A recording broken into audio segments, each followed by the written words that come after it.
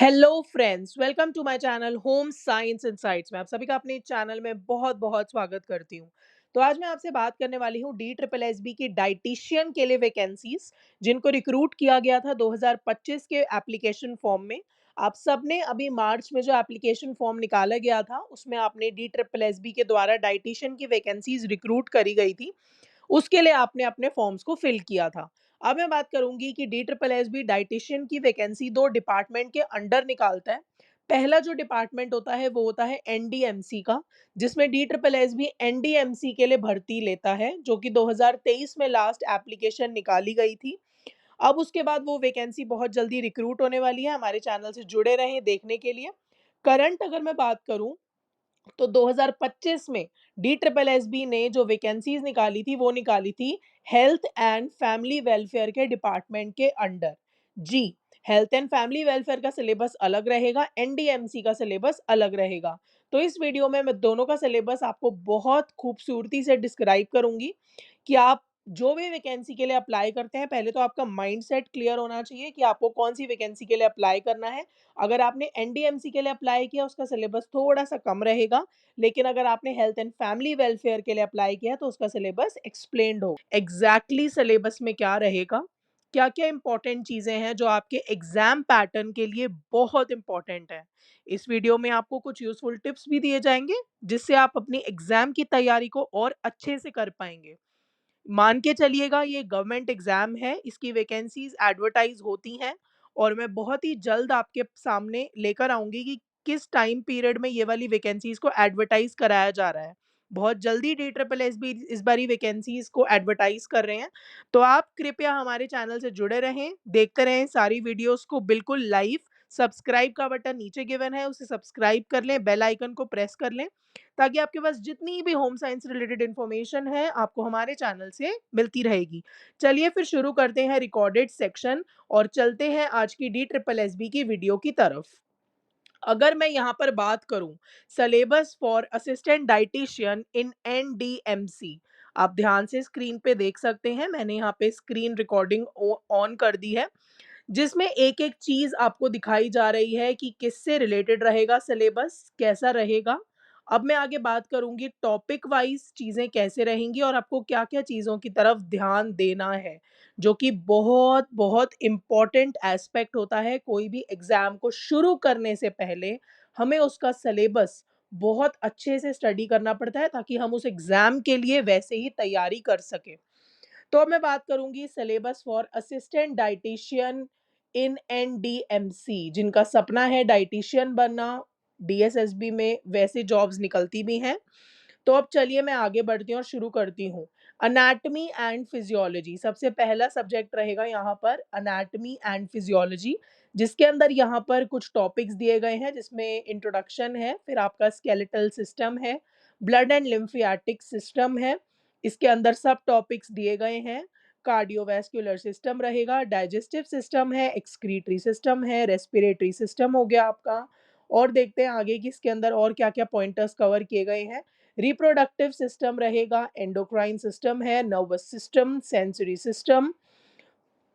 उसके बाद मैं आगे बात करूँगी आपसे नेक्स्ट टॉपिक की, जो रहेगा पेपर 2, जो कि आपका रहेगा माइक्रोबायोलॉजी से रिलेटेड। क्या-क्या क्वेश्चंस हैं जो माइक्रोबायोलॉजी से रिलेटेड आपसे एग्ज़ाम में पूछे जाएँगे? चलिए एक्सप्लेनेशन की तरफ चलते हैं।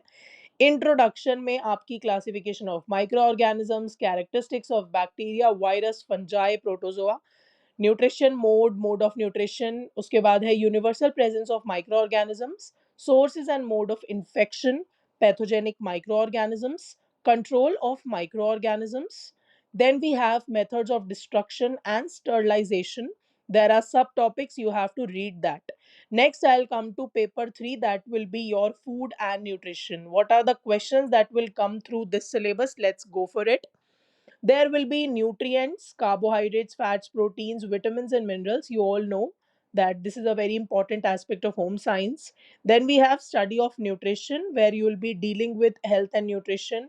Very basic and calorific requirement is also given here.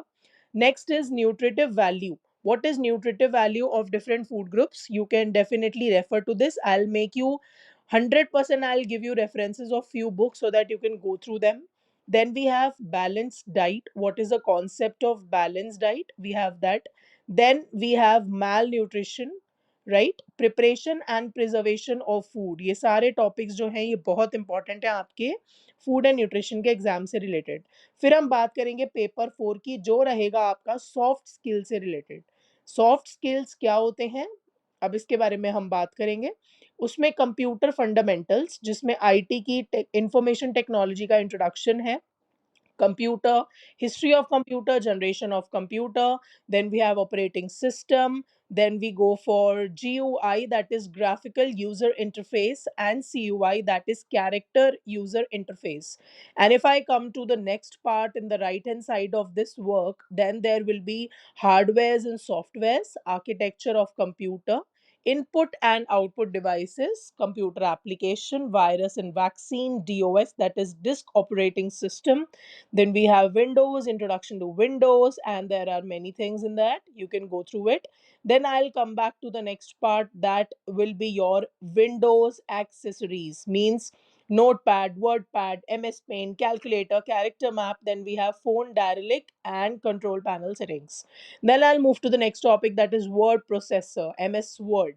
So how introduction of MS Word was created, then we how to create and save a document, tools, menu operation, formatting technique, tabular technique, editing a document. This is very simple. I'll give you one class on MS Word also.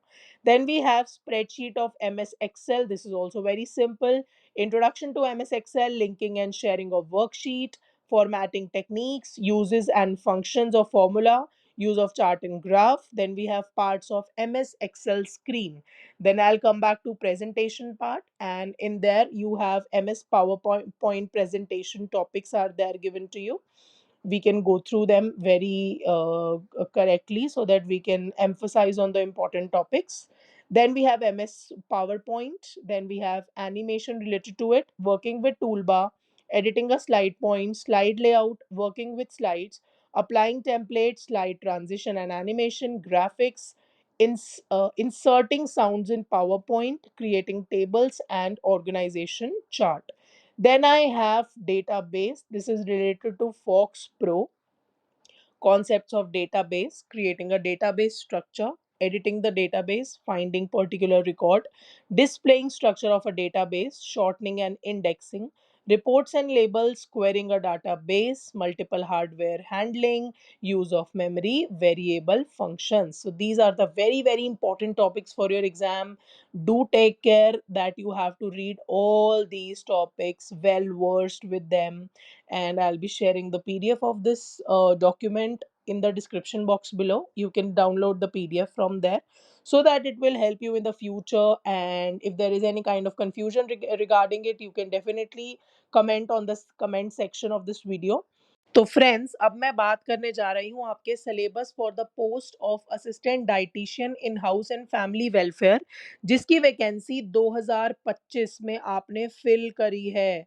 इसको ध्यान से देखिएगा कि 2025 में आपने इसकी vacancy को fill किया था, जब मार्च में फॉर्म्स निकाले गए थे। अब मैं आगे बात करूंगी इसके सिलेबस से रिलेटेड क्या क्या टॉपिक्स रहेंगे जो आपके मोस्ट इंपॉर्टेंट टॉपिक्स में कंसिडर होते हैं। सबसे पहले आप देख सकते हैं स्क्रीन पे एडवांस न्यूट्रिशन। तो अब हम देखते हैं कि एडवांस न्यूट्रिशन के अंदर एग्जैक्टली क्या टॉपिक्स लिए गए हैं। ह्यूमन न्यूट्रिशन रिक्वायरमेंट आएगा इसके अंदर, जिसमें आप बात करेंगे ग्रोथ एंड डेवलपमेंट है, interaction of nutrition, immunity and infection है, इंप्रूविंग डाइट क्वालिटी रहेगा। उसके बाद रहेगा थेराप्यूटिक न्यूट्रिशन। थेराप्यूटिक न्यूट्रिशन सारा हॉस्पिटल से रिलेटेड होता है, जिसमें आप nutritional assessment and care of patient देखेंगे, मेडिकल न्यूट्रिशन थेरेपी, जिसको एमएनटी थेरेपी भी बोला जाता है, कोरोनरी हार्ट डिजीजेस के बारे में बात होगी, जेस्टेशनल ट्रैक डिसऑर्डर्स हैं। उसके बाद हम बात करेंगे पब्लिक हेल्थ न्यूट्रिशन के बारे में, जो कि डील करता है आपकी लोकल पब्लिक के साथ, जिसमें आपका पब्लिक हेल्थ न्यूट्रिशन रहेगा, असेसमेंट ऑफ न्यूट्रिशनल स्टेटस रहेगा, public health aspects of under nutrition है, public health aspects of lifestyle related disorders हैं, and food and nutrition security है।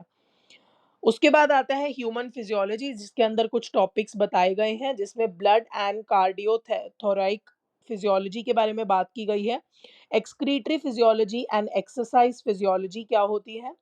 उसके बाद आपकी gastrointestinal physiology, neuro endocrine and reproductive physiology, clinical physiology, ये सारे topics important रहेंगे फिजियोलॉजी में से। अब हम आगे बात करते हैं कुछ और टॉपिक्स की। न्यूट्रिशन, कम्युनिकेशन एंड काउंसलिंग ये बहुत इंपॉर्टेंट टॉपिक होता है आप सबके लिए, जिसमें आप काउंसलिंग थेरेपी देते हैं। डाइट काउंसलिंग आ गया इसमें आपका। प्रोसेसेस इन्वॉल्व्ड इन dietary counselling through life span, कैसे-कैसे आपकी लाइफ़स्टाइल मैनेजमेंट जो डिज़ीज़ेज़ होती हैं उनको आप कैसे क्योर कर सकते हैं। उसके बाद हम बात करेंगे nutritional and medical role of traditional foods and traditional food beliefs. Ji.